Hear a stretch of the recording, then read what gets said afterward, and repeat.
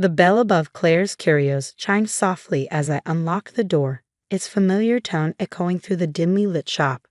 6 months after my wife's passing, every corner of the store still held her presence, from the precisely arranged display cases to the carefully cataloged inventory books on her antique mahogany desk. My name is Peter Bennett, and at 42, I've become the reluctant owner of what my mother-in-law, Margaret Sterling, called that dusty junk collection. But Claire had loved this shop, pouring 15 years of her life into building it into something special. Even if I didn't understand the antique business like she had, I couldn't just let it go. Really, Peter? Margaret's voice still rang in my ears from last night's family dinner. It's time to be practical. Claire's gone, and you know nothing about antiques. The shop is just dragging you down. She'd slid an envelope across the dinner table, an offer to buy the shop for $75,000. A generous price, she called it, considering the state of the inventory. I ran my hand along the glass counter where Claire used to serve her customers, remembering how she'd light up while sharing the history behind each piece. There was something about her passion for these objects, these fragments of history, that had drawn people in. The morning light filtered through the Victorian stained glass windows, casting colored shadows across the shop floor. Claire had installed those windows herself, saying they set the right mood for discovering treasure. My phone buzzed. Another text from Margaret. Have you considered my offer? The real estate market won't wait forever. I set the phone aside, focusing instead on the task I'd been putting off for months, going through Claire's office. Her desk remained exactly as she'd left it, her leather-bound inventory books arranged in perfect order. You have to understand the story behind each piece, she used to tell me. That's where the real value lies. Opening the newest inventory book, I noticed something odd. The last entry, dated just days before her sudden heart attack, mentioned a special collection, but gave no details. Just a note, secured in secondary storage. Documentation in blue leather book. Blue leather book? I'd never seen one among her records. The shop's back room held additional inventory, but I knew every inch of it. Claire had been meticulous about storage, insisting that proper organization was crucial in the antique business. A knock at the front door interrupted my thoughts. Through the stained glass, I recognized Margaret's silhouette. Peter? I know you're in there. We need to discuss the shop's future. I stayed quiet, watching as she tried to peer through the windows. Something about her intense interest in buying the store had been bothering me. Margaret had always dismissed Claire's business as a hobby, barely disguising her disdain for what she called old junk. After she finally left, I returned to searching for the mysterious blue book. Claire's filing cabinets yielded nothing new, nor did her computer files. Think, I muttered to myself. Where would Claire keep her most important records? My eyes fell on the antique roll-top desk in the corner. Claire's first major purchase for the shop. She'd loved its intricate woodwork and hidden compartments. Hidden compartments. I'd watched her work at this desk hundreds of times, but I'd never paid attention to how she operated its mechanisms. Now, running my fingers along the wood, I felt for anything unusual. There, a slight irregularity in the grain pattern. Pressing gently, I heard a soft click. A small panel swung open, revealing a space behind the drawers. Inside lay a blue leather book. The book's pages contained detailed descriptions and photographs of antiques I'd never seen in the shop. Rare pieces, valuable collections, items that seemed far more significant than the shop's usual inventory. But where were these pieces? The last page held another of Claire's cryptic notes. Remember the windows story. The stained glass windows. Claire had told me their history shortly after installing them. They'd come from an old estate sale, part of a larger lot she purchased. She'd been excited about their unique design, pointing out how the pattern. I stopped, staring at the central window. The pattern wasn't just decorative. It was a map. Moving to the back room, I studied the wall that had always been lined with storage shelves. According to the window's pattern, there should be something here. It took an hour of careful examination to find it, a seam cleverly hidden behind one of the shelving units. With some effort, I managed to slide the unit away from the wall, revealing a door. The key ring at my belt included several I'd never identified. One of them fit perfectly. The door opened into a room I'd never known existed. Motion sensors detected my presence, bringing soft lights to life. illuminating what could only be called a private museum. Display cases held antiques that took my breath away. Rare porcelain, ancient manuscripts, historical artifacts. Pieces that would be at home in any major museum. Each item had its own detailed documentation, explaining its provenance and significance. A letter lay on a small desk near the entrance, Claire's handwriting immediately recognizable. My dearest Peter, if you're reading this, you finally found my secret. This collection represents 15 years of careful acquisition and research, pieces too important or valuable to display openly in the shop. Margaret knows about some of these pieces. She's been trying to discover their location for years, ever since she realized what I was quietly building. She never understood that true value isn't just in an object's price, but in its history, its story, its place in the narrative of human experience. I'm sorry I kept this from you, but I needed to be sure everything was properly documented and secured. The blue book contains all the details you'll need. Take care with this collection, my love. It's more than just valuable antiques. It's a legacy of stories waiting to be shared. All my love, Claire. My phone buzzed again. Margaret, of course. Peter, be reasonable. The shop is just a burden to you now. My offer is more than fair. I smiled, thinking of all the times Claire had talked about hidden treasures and stories waiting to be discovered. Even now, she was teaching me to look deeper, to see beyond the surface. The antique shop wasn't just a dusty collection of old things. It was Claire's carefully crafted masterpiece, and my mother-in-law knew it. She just didn't know that I'd finally discovered the truth. Tomorrow's meeting with Margaret would be very interesting indeed. I spent the entire night in Claire's secret room, studying her meticulous documentation. Each piece told a story more fascinating than the last. A 16th century Ming vase acquired from a small estate sale in Wisconsin, its true value hidden beneath years of neglect. A set of Civil War-era documents revealing previously unknown details about key battles. A collection of Art Deco jewelry with direct provenance to the original designer. The more I read, the more I understood why Margaret had been so persistent about buying the shop. Claire's notes revealed a pattern of chance encounters with my mother-in-law over the years, each time Margaret trying to discover more about certain pieces she suspected Claire owned. My phone buzzed at 7 a.m. Margaret, of course. Peter, I've been thinking. Let's make it an even $100,000 for the shop. You could start fresh, leave all this clutter behind. Actually, I replied, I'd like to meet this morning to discuss the shop's future. Wonderful. I'll bring the paperwork. At the shop, I interrupted, 9 a.m., and bring Thomas. Thomas was Margaret's personal attorney who'd handled all her real estate dealings for the past 20 years. That's not necessary. I insist. After all, we want everything to be properly documented, don't we? A pause. Of course, 9 a.m.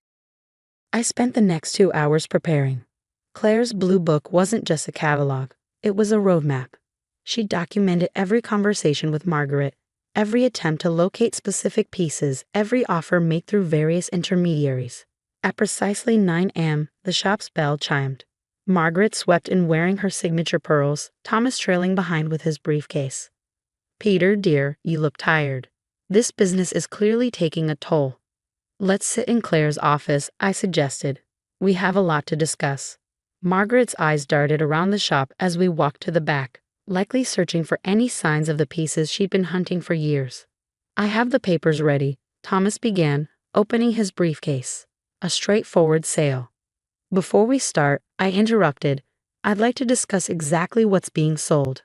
I opened Claire's blue book. For instance, would the sale include the Ming Guanyin vase from the Pembroke estate? Margaret's perfect composure cracked slightly. I'm not sure what you're. The one you tried to buy through 3 different intermediaries in 2019. Claire documented those attempts, by the way, including your offer of $250,000 just for that one piece. Thomas looked sharply at his client. Margaret? Or perhaps, I continued, we should discuss the Cartier Art Deco collection, the one you've been trying to locate since Claire acquired it in 2017. Peter, Margaret's voice had lost its condescending tone. Clearly Claire filled your head with fantasies about the value of her inventory. I pulled out my tablet, displaying photos I'd taken during the night. These aren't fantasies, Margaret. They're very real. as are Claire's detailed records of every attempt he made to find them. Thomas was looking increasingly uncomfortable. Margaret, if there are undisclosed assets of this value. There's more, I said, turning to Claire's final notes. She documented everything. The private investigators you hired to follow her to auctions, the attempted break-in at the shop in 2020 that was never solved, even your recent conversations with Morris and Sons auctioneers about handling a significant upcoming estate sale. Margaret's face had turned an interesting shade of pale. You have no proof. Actually, I do. Claire was very thorough. She kept recordings, photographs, correspondence, everything. She knew you'd make your move eventually. She just didn't expect it to be after she was gone. The offer stands at $100,000, Margaret said stiffly. For the entire business. I smiled, thinking of Claire's final letter. Let me share some numbers with you. The Ming vase, recently appraised at $400,000. The Civil War documents, museums are already expressing interest, estimating around $750,000. The Cartier collection, nearly $2 million on today's market. Thomas was frantically taking notes. Margaret, if these items exist. They exist, I assured him, along with about 30 other major pieces, all fully documented. Conservative total value, around $8 million. The silence in the office was absolute. So, I continued, here's my counteroffer. You will formally withdraw all interest in buying the shop. You will cease any attempts to acquire information about or access to Claire's collection. In return, I won't share Claire's documentation of your activities with the relevant authorities. You're blackmailing me. Margaret's voice shook with rage. No, I'm protecting my wife's legacy, the legacy you tried to steal for pennies on the dollar. Thomas cleared his throat. Perhaps we should discuss this privately, Margaret. One more thing, I added. Claire left specific instructions about each piece, which museums she promised items to, which collections she was building, which stories she wanted to tell. I intend to honor those wishes. You know nothing about this business, Margaret spat. You'll ruin everything she built. Actually, Claire left very detailed instructions, and she hired someone to help me, someone who should be arriving right about. The shop's bell chimed. Now. Sarah Chen walked into the office, her museum curator's credentials on prominent display. Sorry, I'm a bit early, Peter. Traffic was lighter than expected. Sarah worked with Claire for the past 3 years, I explained to Margaret's shocked face, planning the next phase of the collection. The phase Claire knew she might not be here to implement herself. Sarah nodded. We've already begun discussions with several museums about rotating exhibitions. Claire's collection is going to revolutionize several fields of study. Margaret stood abruptly. Thomas, we're leaving. One moment, I said, holding up Claire's blue book. I need your signature on this agreement. A simple document stating you have no interest or claim in Claire's curios or its assets. Sarah witnessed my signature this morning. With trembling hands and barely contained fury, Margaret signed. As she stormed out, Thomas lingered. For what it's worth, he said quietly, Claire was always very kind to me, even when she knew I was working against her interests. After they left, Sarah and I toured the secret room, planning how to implement Claire's vision. Each piece would be properly displayed, its story shared, its significance celebrated. Over the next year, Claire's collection gained international recognition. Museums around the world feature her pieces, scholars study her documentation, and a new generation of collectors learned from her meticulous research. Margaret moved to Florida, presumably to escape the constant reminders of what she'd lost. The art world buzzed with speculations about how she'd missed such a significant collection right under her nose. I kept the shop open, learning the business just as Claire had planned. Sarah's expertise and Claire's detailed notes guided me through the intricacies of the antique world. Last week, a young collector visited the shop, admiring Claire's stained glass windows. There's always more to things than meets the eye, I told her, sharing a lesson my wife had taught me. Every piece has a story if you take the time to look deeper. The shop's bell still chimes with the same tone, but now it sounds different to me. It's not just marking the arrival of customers, it's celebrating the continuation of Claire's legacy, a legacy built on passion, integrity, and the understanding that true value isn't always visible on the surface. In the evening after closing, I often stay at Claire's desk, reading through her notes, learning something new each time. The blue book stays locked in the safe now, but I don't need it anymore. Its most important lesson is etched in my memory.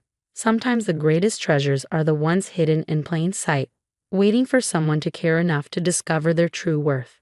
The secret room has become a private museum, carefully climate-controlled and secured. But its greatest security isn't in the alarms or locks, it's in the network of relationships Claire built, the trust she earned, and the respect she commanded in a world where reputation means everything. Every piece has two values, Claire wrote in her final notes. The price it can command and the story it can tell. Always choose the story. I've learned to see the shop through her eyes now. It's not just a business, it's a collection of stories, each one waiting to be discovered, preserved, and shared. And in the end, that's worth more than any price Margaret could have offered. As I write this from Claire's old desk, watching the evening light play through her stained glass windows, I understand what she meant about treasures hiding in plain sight. The real treasure wasn't in a secret room or the valuable antiques. It was in the legacy of curiosity, integrity, and passion she left behind. A legacy that nearly slipped away for $100,000, saved by a hidden door and a blue leather book. But then again, as Claire always said, the best stories are the ones that almost go untold. And this story, like her collection, was worth waiting for the right moment to tell.